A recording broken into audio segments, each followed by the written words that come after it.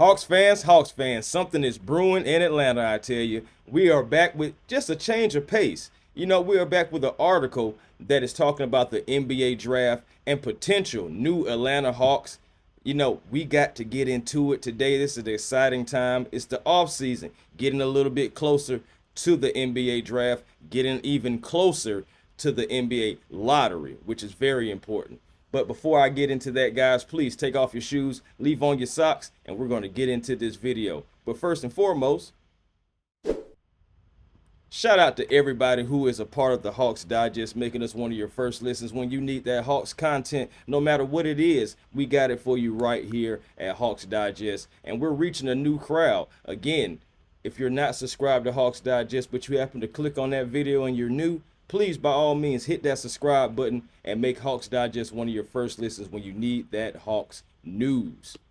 Now, guys, again, we have rumors, we have speculations going on, and this one in particular is speculating a guy who is very well known, and he's a former national champion. I'm talking about Walter Clayton Jr. In an article dropped by CBS, they have the Atlanta Hawks selecting Walter Clayton Jr. at 13. Now, he was called Mr. March Madness. Again, it's an 18 points, 3.7, rebounds, 4.2 assists, shooting over 40% from three. And this guy right here, hey, he's a player. He is a gamer. He can definitely has I'd say his strengths would be the fact that he is an extreme shot maker. Like he's very elite. 42% from three, like I said, and shot over 90% from the free throw line. Something that you definitely need.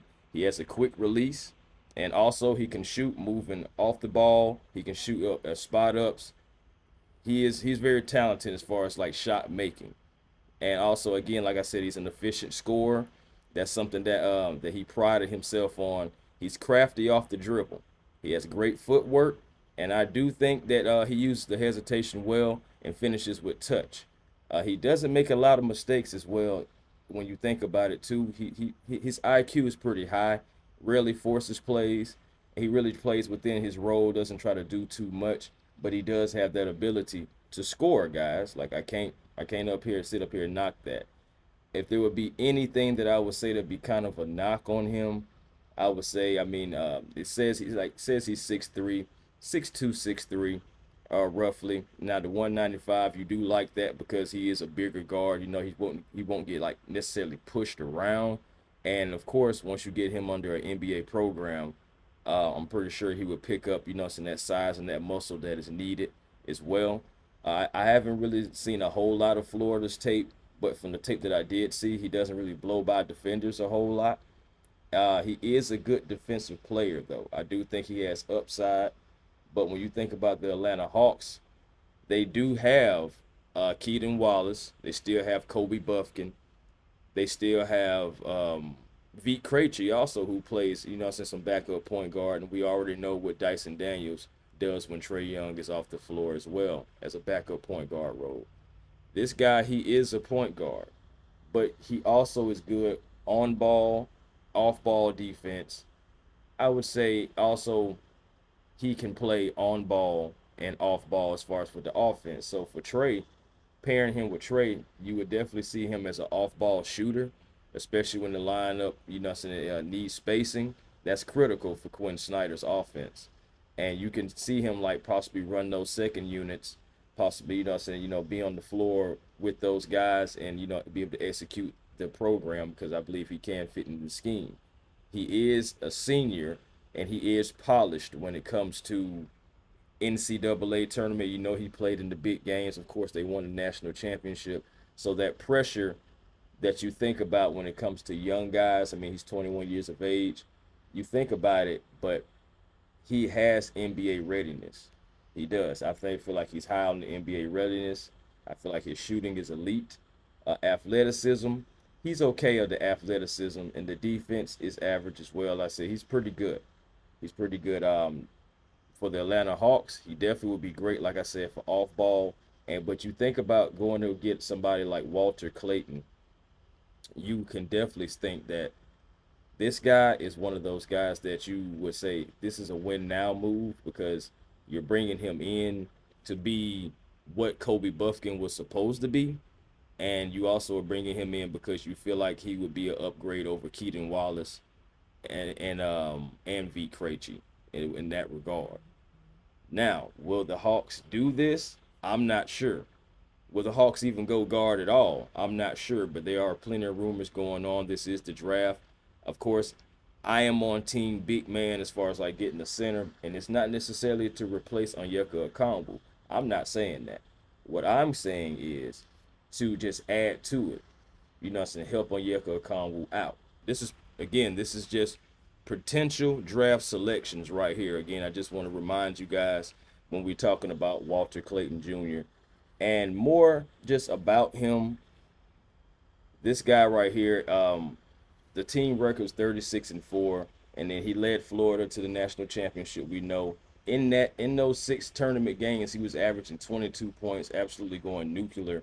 And he also, another achievement for him, he scored 34 points in the Final Four victory, and he was marking in consecutive 30-point games in the tournament, and that's a feat last achieved by Larry Bird in 1979. So the guy has pedigree behind him. You can't sit up here and deny that. Again, like I said, he is a senior. He's a high volume scorer. He has defensive clutch plays. You know, so he did have some defensive clutch plays again. But when you think about this immediate impact, he offers that shooting. He offers that experience. Like I said, he's played in high level games. But you think about it, will the Hawks make this selection? Will he even be there for the Atlanta Hawks at 13 potentially? Because again, we need for that pick from the Sacramento Kings not to land in the top 4. No, not to land in the top 4. So that's what I have to say about Walter Clayton Jr. But wait, before you check out, guys, there is more. There definitely is more. Hawks go big at 22. And what do I mean by that?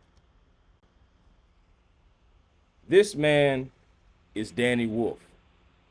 He's considered a power forward, but center for the Michigan Wolverines.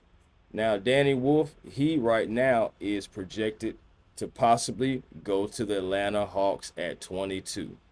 So for guys who were in here saying, hey, man, we need a center, we don't need to do that, get the Walter Clayton Jr. kid. I understand that, but I do want to say about Danny Wolf, he is projected as a second rounder. Right now, in some projections, he's projected as a second rounder. Now, he's highly skilled. He's a 7-footer. He handles the ball a little bit. He passes well. I mean, well enough, exactly. And then, so you think about it, if you're kicking it into him, he can possibly be able to pass out of double teams and, you know, find the open man, of course, being a 7-footer, being able to, you know, possibly do the pick and roll, but he does lack athleticism. It's a lot of knocks against this young man. And I'm not trying to beat up on him. I'm not trying to jump on him at all. But I'm just telling you the truth. Like, he does lack some defensive rim protection. You know, also, I will say I feel like as far as like lateral work, his lateral movement is not all that as well. You know, so like as far as his drop coverage rate, for those who care about that, you know, drop coverage and in defense, it's 44%, which is 25th percentile. His scouting report is also saying that he struggles on pull-up shooters. But I can definitely say that his recovery speed from what I've seen is a little poor, but that goes back to the footwork again. Now again, he's a second round projected pick, but I still would say the Atlanta Hawks need a big man. And if the Atlanta Hawks need a big man to help out, Danny Wolf can come in and possibly, you know, and get polished up. You know, so he doesn't have to be forced in right away. We're looking for depth and possibly somebody that's going to be a possible starter moving forward. I don't necessarily feel like, you know, this would be a bad pick, honestly, at 22. There's also another young man that I'm looking at as well that I will talk about in a different video. But in this one right here, again, CBS, has Walter Clayton Jr. and this young man right here, Danny Wolf, to the Atlanta Hawks. Please, by all means, guys, you already know what I need from you. Give me some comments. Let me know how you guys feeling about this video. If you like it, please, hit that like button. And also, if you're new, again, like I said, make sure you subscribe to Hawks Digest, where we provide all this Hawks content for you when you need it. Danny Wolf at center, Walter Clayton Jr. backing up possibly Trae Young, or if the Hawks decide to go in a different direction, he is a point guard. That's all I got to say. That's all I got to say. I'm not advocating anything because I am Team Trae over here, but I'm just saying. But with all that being said, peace and blessings to you all, and to you all, aha.